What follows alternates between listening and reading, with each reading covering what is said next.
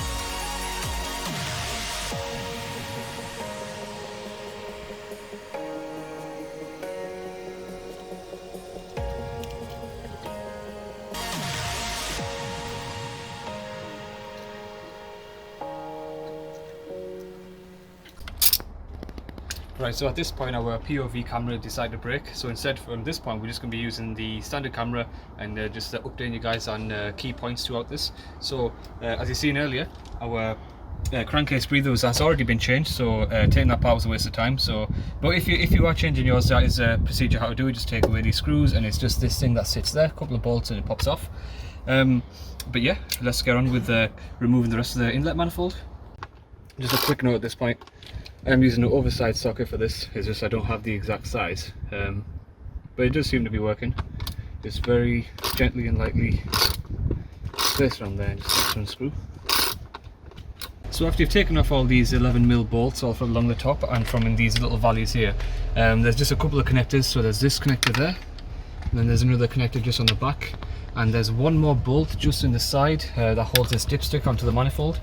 But aside from that, it's held on literally just by the suction of these gaskets. So once we remove them, we'll have to give this a little yank and this should just pop off. Another thing you need to remember, there's a 10mm bolt just holding this dipstick on just on the side there. You won't be able to get that by hand, or if you can, that's great. But if you can't, just need to take the plastic trim that covers this little area here. That's held in by two clips, one at the back and one just here. You can see ours there is broken, so we just snapped that off, but it's no problem. We can just fix that later with another clip. But yeah, so just get that out of the way. There's that one bolt, just unbolt that, this dipstick part will come loose, and after that there'll be nothing else holding this manifold on. We can just lift that straight out.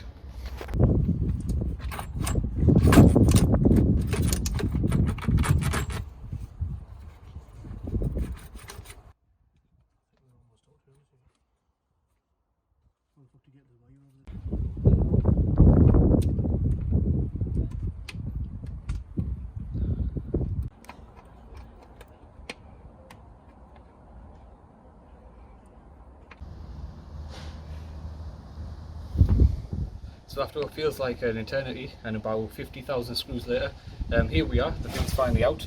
As you can see from all the insides, these are absolutely caped with carbon. So if you look inside, these are the things we're removing, these swirl flaps. These little modules, I rotate them. This is a rod that basically controls them all, and this is the module. One thing you will have trouble with, which we definitely had trouble with, was this connector right here.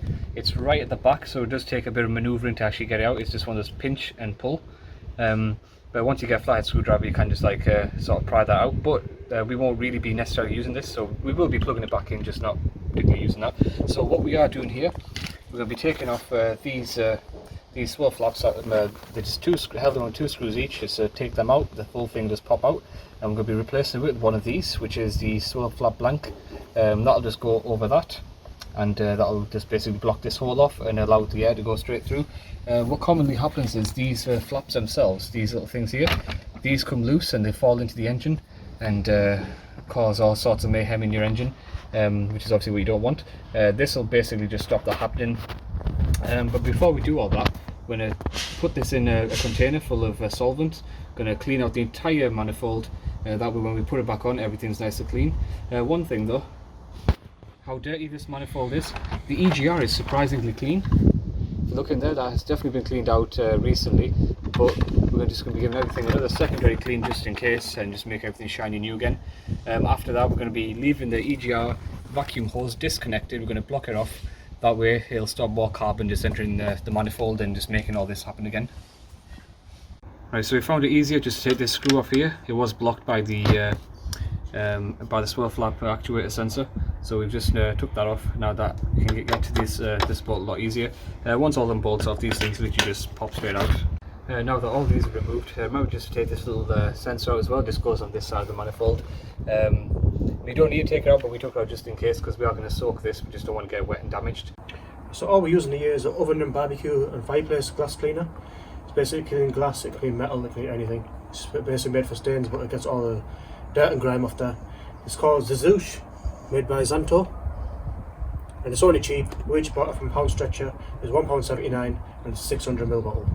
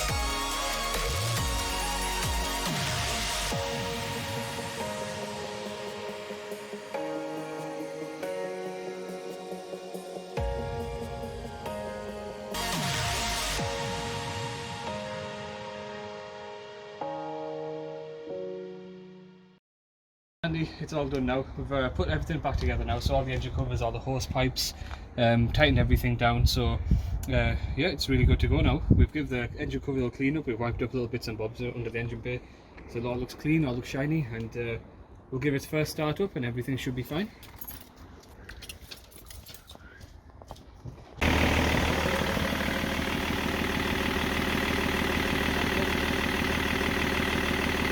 Now that that's all been sorted out, everything runs fine, there's no leaks, there's nothing like that. So now there's no worries about any swirl flaps breaking, so we have many more miles of trouble-free motoring. And if you've liked this video, please like, share, subscribe it. And if you do have any suggestions or anything we should do differently, or maybe something we should do for our next video, just drop us a comment down below. And apart from that, thank you for watching, and stay tuned for the next one.